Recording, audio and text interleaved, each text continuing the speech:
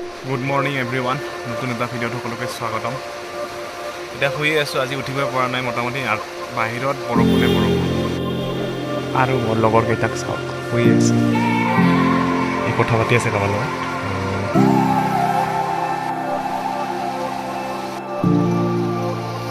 বাহিৰত চাওক বৰষুণ, বাইকবিলাক এনেকৈ আছে বাহিৰত।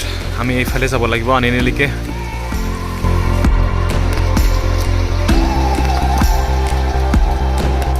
ইয়াৰ পৰা মোটামুটি 177 কিলোমিটাৰমান হয়, কিন্তু চাওক ঠাণ্ডাত কেনেদৰে কঁপি আছোঁ মোটামুটি।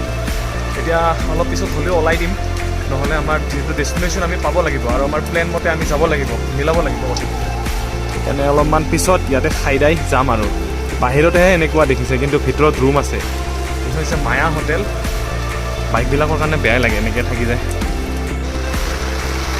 তো বতৰৰ কণ্ডিশ্যনটো হৈছে এনেকুৱা, আমি শুই পেলাই উঠিলোঁ, মুখ হাত ধুলোঁ, তো ইয়াতে মুখ চুখ ধুই ল'লোঁ। গৰম পানীৰ ব্যৱস্থাটো কৰি দিছে, তাৰপাছত গৰম পানীৰেই গা চা ধুলোঁ ইয়াতে। আৰু চাওক না কেনে দৃশ্য।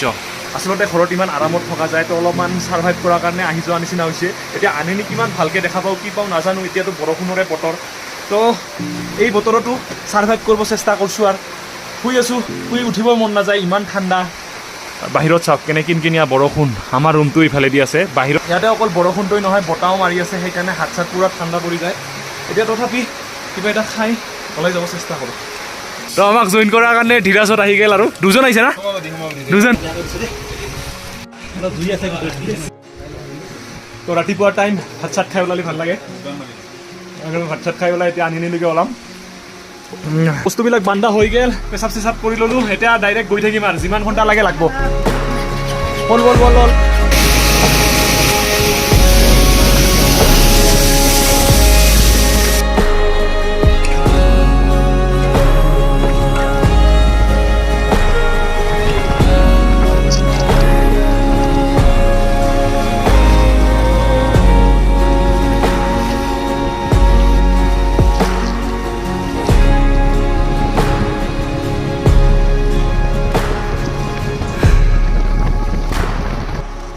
তো ইয়াৰ পৰা 110 কিলোমিটাৰ আনিনি, তো আমি গৈ আছোঁ। বৰষুণে বৰষুণ।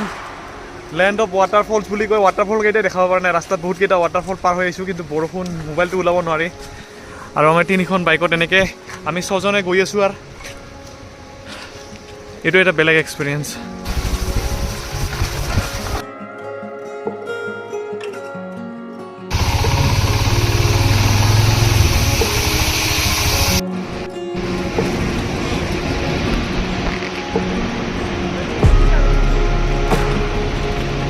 আমি য'ত ৰাতি আছিলোঁ তাৰে পৰা 110 কিলোমিটাৰমান আহিলোঁ। এতিয়া এটা ধুনীয়া নদী পাইছোঁ। এতিয়া আকৌ ভালেখিনি যাব লগা আছে, তো গৈ আছোঁ। আৰু ৰাস্তাটো ইমান লগতে ৰাস্তা একদম ধুনীয়া, কিন্তু বতৰে ইফাল সিফাল লগাল। ৰাস্তাৰ ক্লিপছ ইমান বেছি ল'ব নোৱাৰিলোঁ। শেষত যোৱা সময়ত ল'ব চেষ্টা কৰিম যদি ভাল থাকে বতৰ। আৰু আনিনি 10 কিলোমিটাৰ বাকী, আমি যাম আনিনি। কিন্তু ইয়াতে এখন ঠাই আছে আছেছো, চাওঁ সেইটো। আই লাভ আনিনি। ইয়াতে এতিয়া ফটো এখনটো উঠিবই লাগিব। আৰু এইখিনি চাওক, এনেকুৱা বতৰ একদম আজি একদম মানে দিনটো।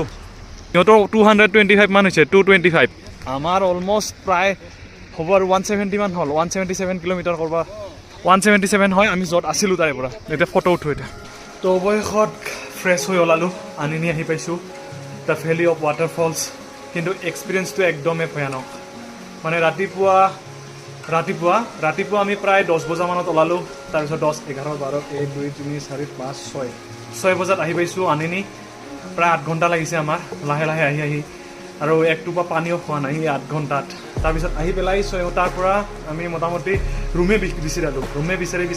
ৰুম বিচাৰি এতিয়া প্ৰায় 1.5 ঘণ্টামানৰ মূৰতহে এটা ৰুম পালোঁ। আগৰ পৰা যদি বুকিং কৰি অহা নাযায় তেনেহ'লে ৰুম পোৱাটো মানে বহুত দিগদাৰ হৈ যায় আনিনি। সেইকাৰণে যিসকলে আহে আগৰ পৰা ৰুম বুকিং কৰি আহিব, বা কোনোবা যদি কিবা চিনাকি থাকে তেনেকৈ আহিব, ইয়াত দিগদাৰ হৈ যায়।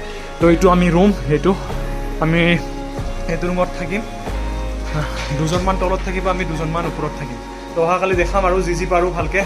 এতিয়া কিবা এটা খাই ল'ব লাগিব, ইয়াৰ পৰা আৰু খাবৰ কাৰণে বজাৰত যাব লাগিব। এই এক্সপিৰিয়েঞ্চ তো একবাৰ দেখাই দিছোঁ।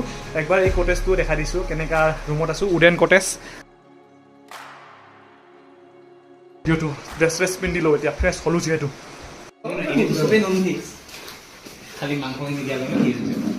ননভেজ মানে মাংস বেছি নহয়